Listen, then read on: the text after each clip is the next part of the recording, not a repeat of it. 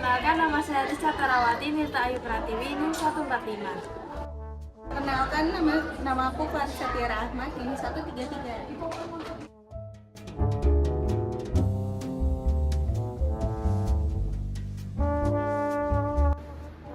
Baik, sebelumnya terima kasih Kak Karina sudah memperbolehkan kami untuk mewawancarai di perusahaan ini. Sebelumnya perkenalkan, nama saya Mariana, rekan saya Rizka, dan rekan saya lagi namanya Clarissa dari Untak Surabaya. Saya juga ucapkan terima kasih ya karena juga menyambut dari adik-adik dari Untak. Jadi perkenalkan juga, nama saya Femina. Jadi posisi saya di PJM itu sendiri bagian HR Recruitment sama khusus training. Saya tuh masuk di divisi Human Resource. Jadi apa-apa aja yang saya kerjakan selama ini, yang pertama absensi, terus yang kedua itu kontrak, mau kontrak karyawan lama, terus karyawan baru, terus kita juga ada kegiatan-kegiatan training. Jadi kalau kegiatan training itu biasanya request ya dari per divisi, atau biasanya saya buatin kayak jadwal per 6 bulan. Misal admin mana itu yang perlu harus di training, itu nanti kita ada kelas training lagi. Terus selanjutnya apa lagi yang saya buat, rekrutmen juga. Jadi mulai dari kita proses open job position di aplikasi Jobstreet. Biasanya sih kalau saya pakainya itu di Jobstreet. Kalau memang untuk kalangan staff, gitu kayak misalnya staff accounting, audit. Tapi kalau untuk kalangan admin, biasanya saya pakai Instagram karena jauh lebih banyak gitu jangkau untuk karyawannya. Selain rekrutmen juga, saya juga biasanya buat KPI, pembuatan KPI karyawan. Terus struktur organisasi juga di dalam PT. Terus selain itu juga banyak kayak permasalahan-permasalahan gitu ya, kayak dari HR, misalnya kayak penyelesaian hubungan kerja, itu biasanya juga saya yang kerjakan. Mungkin kurang lebih itu sih kalau untuk job desk saya. Selanjutnya kami ingin menanya-nanya Kak. Yang pertama, apa saja bentuk surat yang digunakan di perusahaan ini? Kalau untuk surat, biasanya surat penawaran kerja yang kerjasama. Karena kan kalau di PJM kita tuh banyak unit bisnisnya. Jadi kalau untuk unit bisnis pertama kita ada property development, itu fokus ke perumahan, tentang properti. Terus yang kedua kita ada financial business, itu pegadaian unit bisnis kita yang sudah mau launching di bulan depan. Terus yang terakhir itu ada komersial. Biasanya kita itu banyak surat menyurat itu yang di divisi komersial ini, karena biasanya kita cari vendor. Kebetulan kita kan baru buka nih kayak Luka Es Krim. Nah, jadi kebetulan kita itu udah join di Mall Gresik yang ada di Lipo gitu di Gresik. Terus yang kedua kita baru buka nih di Galaxy Mall. Biasanya kalau kita pengajuan surat itu surat pengajuan buka tenan seperti kayak di mall-mall. Tenan bazar. Tenan basah. Oh bukan, kayak tenan jualan memang di mall. Oh, gitu kayak sewa tempat gitu lah.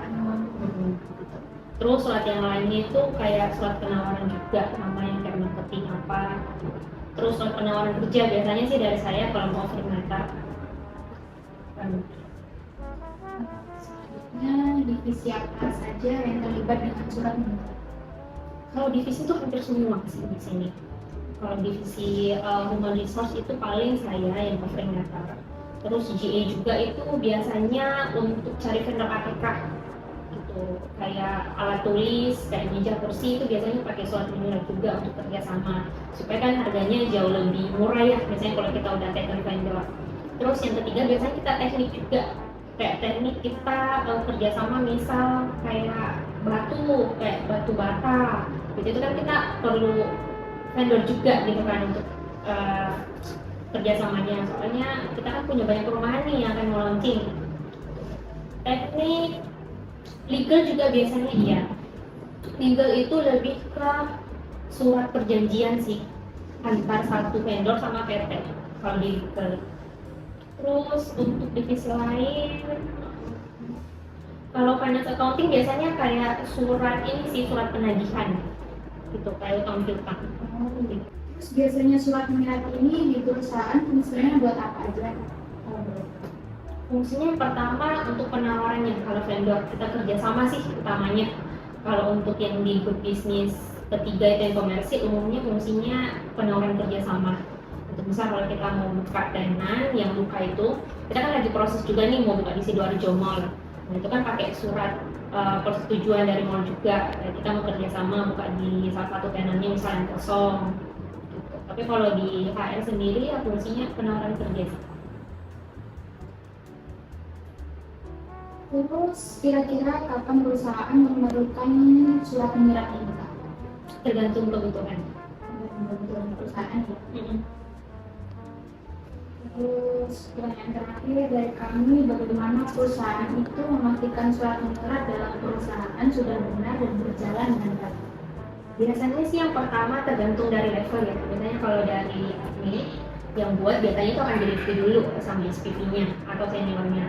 Kalau memang di-review dari surat menyerah ini udah oke, artinya udah bisa nih dikirim. Nanti kalau udah dikirim, kita pengajuan ke bagian GA untuk dikirim, diproses untuk pembayaran. Berarti kalau misal suratnya belum ada yang oke, Direvisi lagi. Direvisi lagi sampai oke. Jadi 2 kali double check. Sudah sih Kak, dari kami pertanyaan cuma itu aja. Terima kasih sudah mengizinkan sekali lagi untuk wawancara tugas mata kuliah ini. Sama-sama.